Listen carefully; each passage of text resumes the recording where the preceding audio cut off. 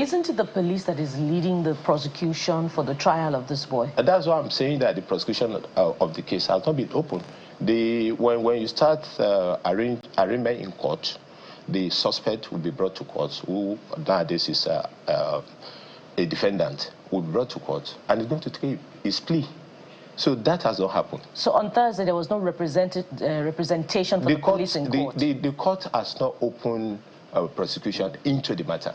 It's because we want to remind the person in custody to be able to go properly into the investigation of the matter. So the only because the offense are capital in nature, and that is why the advice of the DPP was sought in that regard. So the only legal representation in court on Thursday was for the boy? There was no legal representation for the police? We were not invited. You were not invited? Yes. Now, because of the circumstances surrounding the case as it has emerged yesterday following that conversation with the boy and his lawyer, one is one to ask if the boy was under duress when he presented himself to be 18 years old in his statement, because we've heard that time and again in police cases where statements are given under duress. When you talk about giving statement under duress, I think the issue of what is your name cannot be under duress.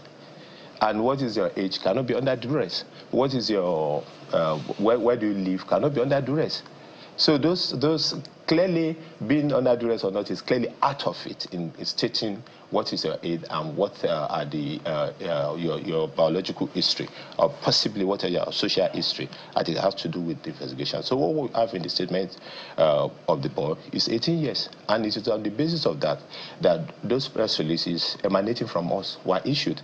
And I want to make bold to say clearly that the lawyer, you have to put pen on paper, because it's all lawyer that is saying whatever is saying on the television, which are complete falsehood. If you have any good case against us or against the DPO that you've been calling out, you put pen on paper. When you put pen on paper, and so far, this is what you have found out, all your allegations, then we investigate it. The Nigerian police force and its officers are subject to the public service rule. And the public service rule clearly stated what are misconduct and serious misconduct, which should be investigated before an officer is dealt with in an appropriate way. But when you now mix politics with crime, then it's quite clear that you have an ulterior motive. I won't want to mention any name, because from the beginning of the program, I watch it, is mentioning a presidential candidate. Do you want to tell me that if somebody is prominent with one presidential candidate or the other, or even as a police officer, if I'm prominent with the media, if I do any wrongdoing, I shouldn't be called to answer? You should be called to answer. So when you now turn it, because when the boy was eventually, whatsoever the DPP advised, we've not seen it, when he was had to go, and the lawyer took him to that presidential candidate first.